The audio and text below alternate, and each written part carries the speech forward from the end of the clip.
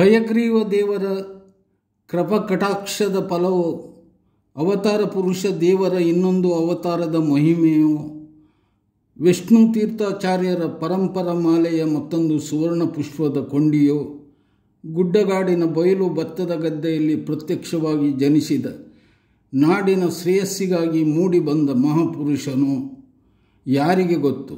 ದೇವರಿಗೆ ಮಾತ್ರ ಗೊತ್ತಿರಬಹುದು. ಇದೇ ಮಹಾಸ್ವಾಮಿ ಸರ್ವಜ್ಞ ತೀರ್ಥ ಪ್ರಬಂಧ ಎಂಬ ಸಂಸ್ಕೃತ ಕೃತಿ ರಚಿಸಿ ವೇದಾದಿ ಸದಾಗಮದ ತಾತ್ಪರ್ಯವನ್ನು ಅವಿರೋಧ ಚಮತ್ಕಾರ ಹಾಗೂ ಮನ ಮುಟ್ಟುವಂತೆ ವಿಶೇಷ ರೀತಿಯಲ್ಲಿ ವಿವರಿಸುವ ಪಾಂಡಿತ್ಯಪೂರ್ಣ ಮಹಾಪಂಡಿತ ರಾಜರು. ಅವರು ತೋರಿದ ಮಹಿಮೆ ಸಾವಿರಾರು. ಮಹಾಭಾರತಕ್ಕೆ ಲಕ್ಷಾಲಂಕಾರ ಟೀಕೆ ರಚಿಸಿ ವ್ಯಾಸದೇವರಿಗೆ ಅರ್ಪಿಸಿದ್ದರು. ತತ್ವಾರ್ಥ ಬೋಧಕ ಮೋಕ್ಷಪ್ರದ ಕಲಾಕೃತಿ ರುಕ್ಮಿಣೇಶ್ವರ ವಿಜಯ ರಚಿಸಿದ ಮೇಧಾವಿ ಇವರು. ಅವರೇ ಮಹಾಪುರುಷ, ದೇವರ ಅವತಾರಿ, ಸಮಾಜ ಸುಧಾರಕ. ಶ್ರೇಷ್ಠ ಕೃತಿಗಳನ್ನು ರಚಿಸಿದ ಹೂವಿನಕೆರೆ ಗೌರಿಗದ್ದೆಯ ಶ್ರೀ ವಾದಿರಾಜ ತೀರ್ಥರು.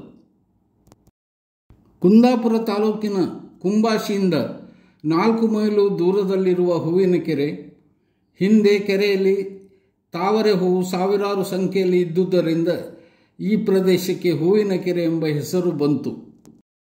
ಅಸೋಡು ಗ್ರಾಮ ವ್ಯಾಪ್ತಿಯಲ್ಲಿ ಬರುವ ಹೂವಿನಕೆರೆಯ ಗೌರಿಗೆದ್ದೆಯ ಮುಕ್ಕಿತಾರಿನ ಭತ್ತದ ಗೆದ್ದೆಯಲ್ಲಿ 1481 ಶಾರ್ವರಿ ಸಂವತ್ಸರ ಮಾಘ ಶುದ್ಧ ದ್ವಾದಶಿಯಂದು ವಾದಿರಾಜರು ಅವತರಿಸಿದರು. ತಂದೆ ರಾಮಾಚಾರ್ಯ, ತಾಯಿ ಗೌರಿ. ಶ್ರೀ ವರಹ ದೇವರ ಕಾರುಣ್ಯದಿಂದ ಅವತರಿಸಿದ ಮಗುವಿಗೆ ವರಹ ಎಂದು ಹೆಸರಿಟ್ಟರು. 5ನೇ ವರ್ಷದಲ್ಲಿ ಉಪನಯನ ನಡೆಯಿತು. 8ನೇ ವರ್ಷಕ್ಕೆ ಸನ್ಯಾಸ ದೀಕ್ಷೆ ಆಯಿತು. ವಾದಿರಾಜರು ಗುರುರಾಜರೆಂದು, ವೇದಾಂತ ಸಾಮ್ರಾಜ್ಯಾಧಿಪತಿಯೆಂದು, ಶ್ರೀರಾಜರೆಂದು, ಸರ್ವಜ್ಞ ಸೌರಭಮರೆಂದು ಖ್ಯಾತಿ ಪಡೆದಿದ್ದರು.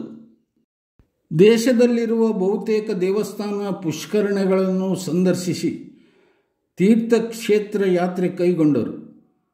ತೀರ್ಥ ಪ್ರಬಂಧ ಎಂಬ ಅಪರೂಪದ ಕೃತಿಯನ್ನು ರಚಿಸಿದರು. ಬಾಲ್ಯದಲ್ಲಿ ಅನೇಕ ಮಹಿಮೆ ತೋರಿಸಿದ ಇವರಿಂದ ಸಾವಿರಾರು ಮಹಿಮೆ ಪವಾಡ ನಡೆದಿತ್ತು. ಹಯಗ್ರೀವ ಪ್ರತಿಮೆ ಬಂದಾಗಿನಿಂದ ಹಯಗ್ರೀವ ಮಡ್ಡಿ ಸ್ವೀಕರಿಸಲು ಪ್ರತಿದಿನ ಹಯಗ್ರೀವ ಪ್ರತಿಮೆ ಜೀವಂತವಾಗಿ ಮಡ್ಡಿ ಸ್ವೀಕರಿಸಿ ಮಡ್ಡಿಯ ಸ್ವಲ್ಪ ಭಾಗ ವಾದಿರಾಜರಿಗಾಗಿ ಪ್ರಸಾದ ಇಟ್ಟ ಆಶ್ಚರ್ಯಕರ ಸಂಗತಿ ಪ್ರತಿದಿನ ನಡೆಯುತ್ತಿತ್ತು. 1532, 1548, 1564, 1580 ಮತ್ತು 1596ರಲ್ಲಿ ಉಡುಪಿ ಶ್ರೀಕೃಷ್ಣ ಮಠದ ಪರ್ಯಾಯ ಪೀಠ ಅಲಂಕರಿಸಿದ್ದರು. 5 ಬಾರಿ ಉಡುಪಿ ಶ್ರೀಕೃಷ್ಣ ಮಠದ ಪರ್ಯಾಯ ಪೀಠ ಅಲಂಕರಿಸಿದ ವಾದಿರಾಜರು ಉತ್ತರ ಕನ್ನಡದ ಸೋದೆಯಲ್ಲಿ ಮಠವೊಂದನ್ನು ಸ್ಥಾಪಿಸಿದ್ದರು. 1596ರಲ್ಲಿ ಉಡುಪಿ ಮತ್ತು ಸೋದೆಯಲ್ಲಿ ಏಕ ಸಮಯದಲ್ಲಿ ವೈಭವದ ಪರ್ಯಾಯ ಮಹೋತ್ಸವ ಆಚರಿಸಿದ್ದರು. ಉಡುಪಿ ಕೃಷ್ಣ ಮಠದಲ್ಲಿ 2 ವರ್ಷದ ಪರ್ಯಾಯವನ್ನು ಜಾರಿಗೆ ತಂದರು. ರಥಬೀದಿಯ ಸುತ್ತ ಅಷ್ಟಮಠದವರಿಗೆಲ್ಲ ಜಾಗ ನೀಡಿ ಮಠ ಕಟ್ಟಿಸಿಕೊಟ್ಟರು. ಅವರ ಇಷ್ಟ ದೇವರ ದೇವಸ್ಥಾನ ರಚಿಸಿಕೊಟ್ಟರು. ಮೊಟ್ಟು ಗ್ರಾಮದ ಬ್ರಾಹ್ಮಣರಿಗೆ ದೀಕ್ಷೆ ನೀಡಿದರು. ಮೊಟ್ಟು ಜನರಿಗೆ ಹರಿವೆ ಬೀಜ ಮತ್ತು ಮೊಟ್ಟು ಬದನೆಕಾಯಿ ಬೀಜ ನೀಡಿ ತೋಟಗಾರಿಕೆಯನ್ನು ಮುಂದುವರಿಸಲು ಸಹಾಯಹಸ್ತ ನೀಡಿದ್ದರು. ಔಷಧಿಯ ಗುಣ ಹೊಂದಿದ್ದ ಮೊಟ್ಟು ಬದನೆಕಾಯಿ ಈಗ ಹೆಸರುವಾಸಿಯಾಗಿದೆ.